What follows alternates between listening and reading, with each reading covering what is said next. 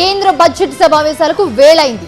దేశ ఆర్థిక రథాన్ని నడిపించేందుకు మోదీ ప్రభుత్వం తన వార్షిక లెక్కలను సిద్ధం చేస్తూ ఉంటే అటు సర్కార్ నిరికిన పెట్టేందుకు విపక్షాలు పదునైన వ్యూహాలకు పదును పెడుతూ ఉన్నాయి. అయితే ఈ సమరానికి ముందు నిర్వహించే అఖిల పక్ష భేటీ ఇప్పుడు అత్యంత ప్రాధాన్యత సంతరించుకుంది. మంగళవారం జరగనున్న అఖిల పక్ష భేటీ అజెండా ఏంటి? బడ్జెట్ సమావేశాలే వేదికగా కేంద్రాన్ని ఇరుకురు పెట్టేలా విపక్షాలు ఎక్కుపెట్టే అస్త్రాలేంటి?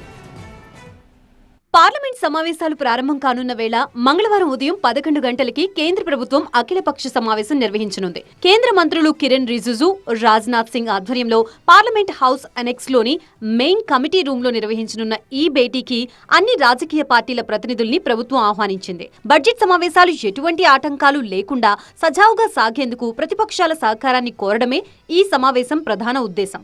రాబోయే బడ్జెట్ సెషన్ లో ఉభయ సభల ముందుకి రానున్న కీలక బిల్లులు, దేశ అభివృద్ధికి సంబంధించిన ముఖ్యమైన అంశాలపై ఈ సమావేశంలో చర్చించనున్నారు. సభలో ప్రభుత్వం ప్రవేశపెట్టబోయే ఎజెండాను పార్టీలకు వివరించడంతో పాటు ప్రతిపక్షాలు లేవనెత్తే ప్రజా సమస్యలపై చర్చించేందుకు ప్రభుత్వం తమ సంసిద్ధతను వ్యక్తం చేయనుంది.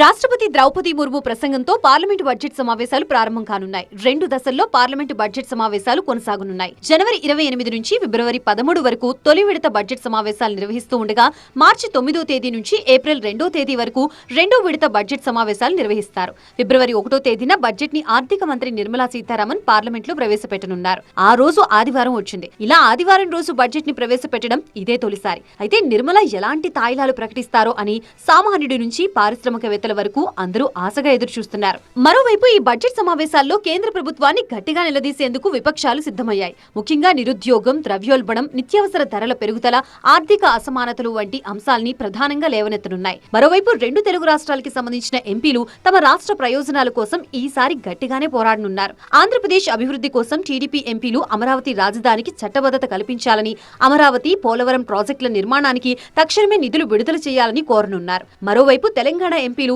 రాష్ట్ర నీటి ప్రాజెక్టులకి అనుమతులు, మెట్రో ఫేజ్ 2 విస్తరణ, మూసీ పునరుద్ధరణ, రీజనల్ రింగ్ రోడ్ వంటి కీలక అంశాలపై కేంద్ర సహకారం కోసం ఒత్తిడి తీసుకురానున్నారు. మరి దేశ ఆర్థిక భవిష్యత్తుని మార్చే ఈ బడ్జెట్ సామాన్యుడికి ఎలాంటి ఊరటనిస్తుందో, విపక్షాల పోరు ఏ మలుపు తిరుగుతుందో వేచి చూడాలి.